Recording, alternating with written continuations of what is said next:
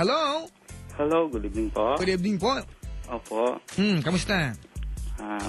Okay lang po. Okay lang po. Sino po sila? This is Ronnie De La Cruz po. Ronnie De La Cruz. Musta, Ronnie? Mabuti naman po. Mabuti naman. Sa trabaho ka ba? Nasa opisina? Nagtatrabaho po. Nasa trabaho ka ngayon? Ngayon hindi po, nasa bahay lang. Nasa bahay. Opo. Ano ba hanap buhay ni Ronnie? Ang trabaho ko po ay isang sales executive po. Ang lupit ng trabaho ni Ronnie. Nahirapan siyang bigkasin, ha? Oo. Isa pa nga. Sales executive po. Ang hirap niya, di ba? Kada tanong ka ng tao, anong trabaho mo? Ako ay, hinga ka muna. Sales executive. Oo nga po. Ano binibenta ni Ronnie? More on po mga office supplies, all kinds ng office supplies. Magkano isang parasong paperclip sa'yo? Matanong lang. Wala po akong knowledge, product knowledge po, di ko pa alam. Anong binibenta mong office supply? Ayun po, bali, all kind po, lahat po ng mga... paperclip, ba't di mo alam? Di ko po alam yung mga ibang bagong, ano po. Paperclip, bago ba yan? Hindi po, yung ibang brand po. Ganon? Opo. Magkano stapler? Ano po, bali, merong 125. Ganon. Opo. 125 stapler. Opo. Cutting board, magkano? Cutting board, di ko po halos kabisado lahat po. Ganon. Chopping board, magkano? Magkano chopping board? Chopping board, hindi ko po kabisado lahat po. Hindi mo alam. Opo. Motherboard, magkano? Hinala ko po. Keyboard. Blackboard. Ayun po, hindi ko po talaga alam yung product knowledge po. Gano'n ka Doon po ako talaga mahina. Paano ka nagbibenta? Priceless lang po. Gano'n ka nakatagal na ahente? 1 taon. 1 taon? Opo. Hindi mo alam magkano yung ano? Oo nga po. Buti nandiyan ka pa. Buti nagtsatsagaan pa nga ako. Diba? Opo. Paano biglang natin? Magkano whiteboard natin, Ronnie? Ano pa? Magkano whiteboard natin pag sinabi sa'yo? Whiteboard, 27. Ha? 27 po. 27 pesos? Opo, 27 pesos. Whiteboard? Whiteboard, opo. Marker? Whiteboard hindi marker? Hindi whiteboard marker, whiteboard. Sorry po. Hindi ko po alam. Minom ka nga ng Cobra Energy drink, ha? Sige po. Alright, dali. Sige, kwentuhan mo ako. Papa Jack, regarding na ito sa best friend ko. Lalaki, babae? Lalaki po. Di po, bali yung... di ba, Papa Jack, pagka may isang best friend na tinatawag, napakasarap ng bonding, di ba? Lahat ng lakad, magkasama kayo. Di naman kailangan ganun lagi yun. Ganun po yung bali nangyari sa amin. Noong binata pa ako. Ngayon, asawa na ako. Tapos, ito, napakasarap nga po ng bonding. Halos lahat ng sayawan, magkasama kayo. Ibig sabihin, nagdidisco kayong dalawa. Hindi naman ho, sa mga sa probinsya lang po. Iyan na, mga kaibigan. Yun. Tapos pagka... Yeah! Sabio! Me! PAPA Jack on the MIC. Come on! What up, man? PAPA Jack on the MIC. Yeah! Yeah! Yeah! Yeah! Come on! Yeah! Yeah! Tinoyo na naman ako. Ayun po, magkasama sa basketball, sa billiard. Hindi naman kayo nagmahalan yan. Parang walang relasyon gano'n. Wala po, Papa Jack. Wala, hindi naman po. 100% po lalaki. Opo. So, ayun. Tapos, dumating yung time na nagkaroon kami ng kakilalang babae. Ayan, nag-agawan kayo. Parang gano'n. Di naman siya naming classmate sa school. Pero, nakilala lang namin siya sa isang sayawan.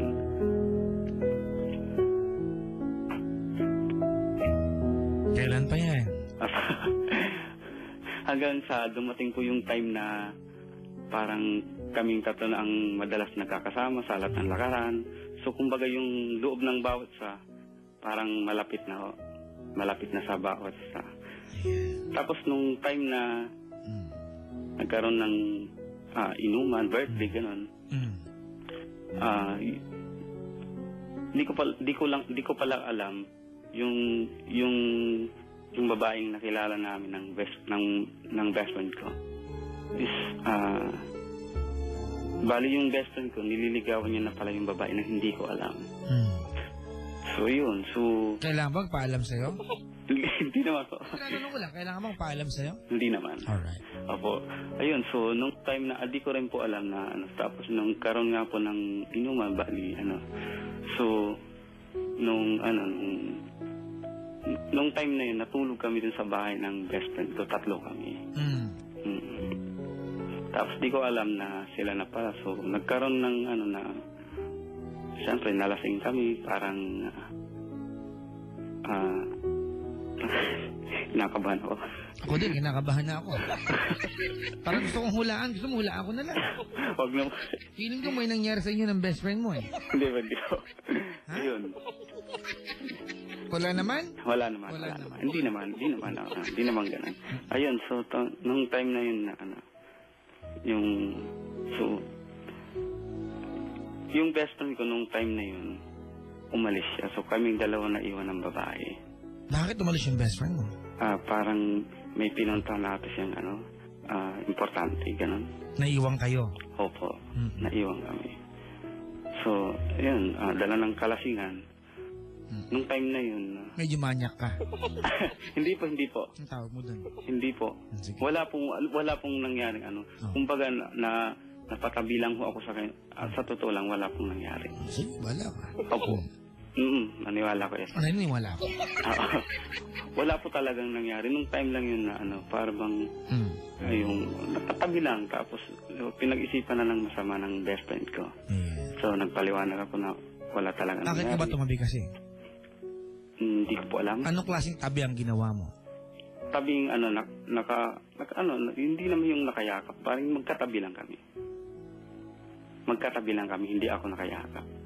So, pinaliwanag ko nung naabutan kami ng best friend ko, pinaliwanag ko sa kanya. Tapos, hindi niya tinatanggap yung mga paliwanag ko. Hindi niya na tinatanggap kahit anong paliwanag ko. Yeah. At kahit nagsasabi ako ng totoo. Ayun. Tapos, nung mga past 2 weeks o past mga isang buwan na gano'n, iba na ang banding, di ba? Iba na, hindi na. Nagkalamat ang inyong samahan. Yes. Ilan taon na nakaraan ito? Matagal na, siguro mga 9 years na. So hindi niya na ina-accept yung mga pagka nag-aaya ako ng ganito. Iba na talaga. Iba na yung samahan, iba na yung banding. So kumbaga, lagi nang walang kibo.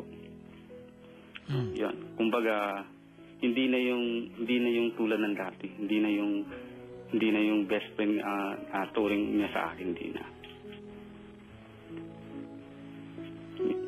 Ano gusto mong tanong sa akin? Ayun, ang gusto ko lang tanong kasi nung nag-attempt ako na kausapin siya, paliwanag sa kanya, ang tanong ko lang bakit iba na siya, hindi niya na tinatanggap. May tanong lang ako sa iyo. Malinaw sa usapan natin na nung gabing iyon, hindi mo alam na sila. Yes. Nalaman mo lang na sila nung nagagalit na yung best friend mo. Yes. Okay. Hindi ko alam. Nasaan ka bahagi ng bahay bago umalis yung best friend mo? Nasa isang lang kami. Kwarto? Hindi po. Nasa labas lang yung bali, parang center table, itinabi lang namin yun. So magkakatabi talaga kayo? Yes, dyan lang kami. Alright. Okay. Ano ang ginawa mo specifically and physically sa kanyang girlfriend? Wala po. Wala. Yes. Di mo kinis? Wala. Di mo inamoy? Wala pa talaga, Papa Jack. Sure? Yes, nagsasabi ako sa'yo ng totoo. Well. Alright. Ano tanong sa akin? Ang tanong ko lang, yung bakit yun, hindi na nga niya ina-accept yung mga paliwanag ko, yung mga pag-aaya ko ng mga ganito-ganito, iba na. pag kahit nag-aaya ko ng basketball, may labang kami. Iba na ang di niya na ako halos kinakausap. Okay. Gano'ng katagal na to? Ilang taon na nakakaraan? 9 years na po. Ha? 9 years na. Bakit mo gustong tanong ito sa akin ngayon? 9 years na pala nakakaraan. Ayun, gusto pa rin po sanang mag-attempt na subukan kung kakausapin niya pa ako, kung makikipag-banding pa ba siya sa akin. Naging mag-asawa ba sila nung girl? Yes. Sila pa rin hanggang ngayon? Opo. Sila nagkatuluyan? Opo. Ano ba talaga ang naramdaman mo sa asawa niya? Yung kaibigan yung yun, nung magkakasama pa kayo? Minahal mo ba yan ng palihim? Wala. Best friend lang talaga. Kasi kanina pinapakinggan kita, kung titignan natin, ang sabi mo, naging di ba? Magagaan ang loob niya sa bawat isa. Yes, opo. As a friend. Alright. Ganito, ano? Ronnie. Yes po. Hindi ko alam kung sasabihan ko sa'yo na sige, kausapin mo siya, puntahan mo, bumanding ka. Pero, si Lonsing, di ba, yung naging dahilan kung bakit sila naging magkaaway? Di ba? Kung hindi sila nagkatulayan ng babae, malamang maging magkaibigan kayo ulit o maging malapit ulit. Hindi ko sinasabing itapon niyo yung friendship na meron kayo dati. Alright? Hindi ko sinasabi yun, ha? Ang sinasabi ko dito, isip tayo mabuti kasi baka mamaya, paging dahilan ka ng alitan nila mag-asawa. Yun nga po. Opo. Kasi once upon a time, di ba, naging magkagalit na kayo dahil sa bagay na yon. Opo. Alright? Opo. Kung pupunta ka na naman sa eksena ng kanilang pagkasama, bibigyan mo na naman ng ibang kulay. Yes. Di ba? Opo. Opo. Okay, ganito gawin natin. Ako, naniniwala ko na ang tadhana sa ilon siya mapagbiro. Di ba? Alright? Ang suggestion ko sa iyo, kapatid, huwag kang gumawa ng kahit anong move. Alright? Hayaan mong tadhana ang maglapit sa'yo sa kanya. Let time heal you. Opo. Alright? Opo. I know, isang dekada na, 9 years na to. Alright? Pero feeling ko, para puwersahin mong ilapit sarili mo sa kanila, alam ko na yung mismo kaibigan mo. Opo. Hindi ka tatawag sa akin, hindi mo siya namimiss, di ba? Yes, opo. Ang punto ko lang, ayoko na yung samahan nila bilang magka-partner, masira. Opo. Diba? Mag-away sila, mag-issue ka na naman sa kanila. Alright? Umaasa na lang ako na sana dumating yung pagkakataon na, alam mo na. I understand. Opo. Oo. Na sana dumating yung pagkakataon na magkasalo-salubong kayo. Yung walang nag-effort, di ba? Opo. Yung nagkita-kita kayo. Alright? Opo. Yung akin lang naman ho, Papa Jack, na ayun, kahit siyempre, ako po yung gumawa ng attempt na magkaayos kami, magkasundo-sundo kami. Tama. Pero ang ano lang sa akin, hindi niya ina-accept. Hindi niya tinatanggap ang taliwan. Well, hindi ko alam. Siguro, tinanggap na niya, naniwala na siya. Diba? Opo. Tinanggap niya. Baka nahihiya lang. Hindi naman siguro sa kanan. Pero siguro mas minahal niya yung babaeng niyo kaysa sa pagiging magkaibigan niyo. Siguro takot na siya mawala yun sa kanya. Alright? At siguro, inaasahan na lang niya na maiintindihan mo yung pinili niya. Opo. Bilang kaibigan, inaasahan natin na maiintindihan mo yan. Opo. Sana nga ba? Sana napunta ang panahon sa unang ligaw. Kung nakikinig siya, anong pangalan ng kaibigan mo? Alvin? Alvin. Alvin po. Alvin ano? Alvin Sinchongko. Sinchongko. Opo. Chinese ba siya? Hindi po. Akala ko Chinese kasi. Okay na ha. Ikaw ay mag-message na sa kanya. Ano na? Hindi. Kay Alvin? Ano apelyido? Chongko po. Chongko. Ano? Sinchongko po. Sinchongko. Opo. Alvin Sinchongko. Yes. Alright. Opo. Ronnie, Opo. kung nakaantabay siya, anong gusto mo sabihin sa kanya? Alvin, best friend. Siguro naman kung nakikinig ka ngayon, kilala mo ako. Sana naman, ang akin lang naman yung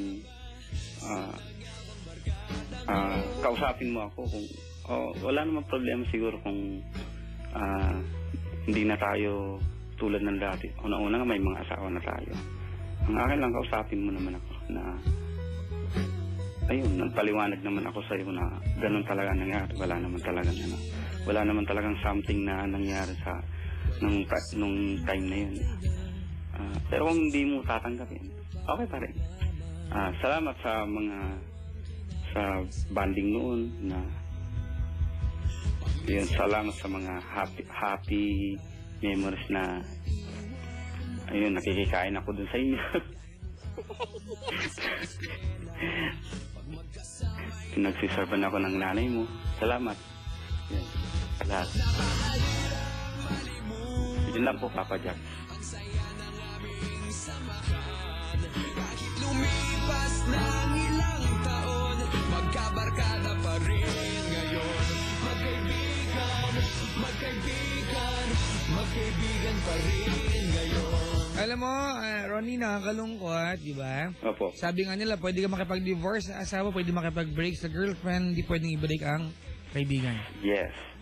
It will stay forever. Papa Jack. Best friends are the siblings that God, diba, forgot to give us. Opo. Yan. Masasabi ko lang po. Kalimutan ni Lord bigay sa atin yan. Pero sila yung mga kapatid natin, sabi nga. Ang masasabi ko, pwede hong Papa Jack, Ano? sa may mga mag-best friend ngayon. Gusto mo mangaral, okay, go. Hindi, sana po, ayun, ingatan nyo lang yung, samahan. Kaya magiinuman na sabay-sabay. Hindi na po. Hindi na po. Ayun. Basta, yun, ingatan lang po. Yes, I always will.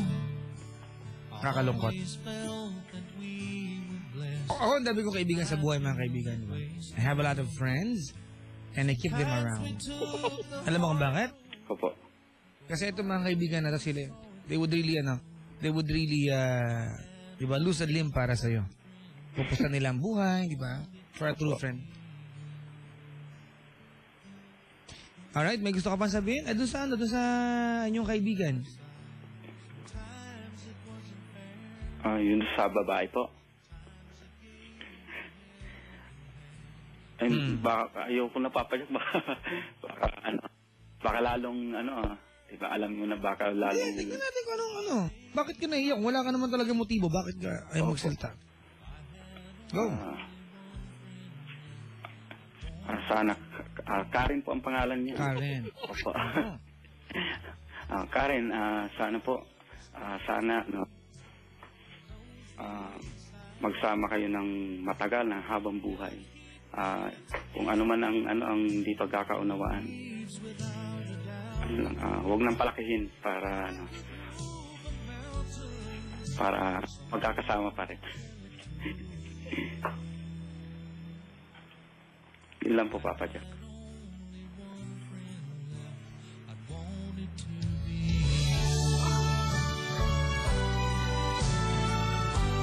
Ako naniniwala ako na kung yung pagkakaibigan niya ay bukal sa kalooban yung dalawa, nasa puso ninyo, diba? There will come this day na magkakasalubong kayo at siguro magkakamayan. And, alam mo, yun na siguro ang kahulugan ng sorry at pasensya na. At yun na rin ang kahulugan ng na-miss ka niya. Alright? Yun lang po inaantay, Papa Jack. Sana dumating na yung pagkakataon na yun. Sana sa lalong madaling panahon magkita na kayo, di ba? At alam ko na sa edad mo 34, di ba? Sana may kaibigan ka. Alam ko marami ka niyan, pero siguro siya pa rin yung gusto mo na kasama palagi. So kumbaga relive the days na gumigimik kayo, di ba? Opo. You do foolish things together, di ba? May as talaga yung togethers ko. May S talaga. Sige, salamat sa pagtawag, ha? Salamat po, salamat. Alright. Mga kaibigan, pasensya na po, 10 kilobyte lang po ako ngayong gabi. Oo. Yung memory card ko po ay naglalag. Oo, bakit? Ba nainom ko? Makapag-cobra nga. Nax, maka-segway.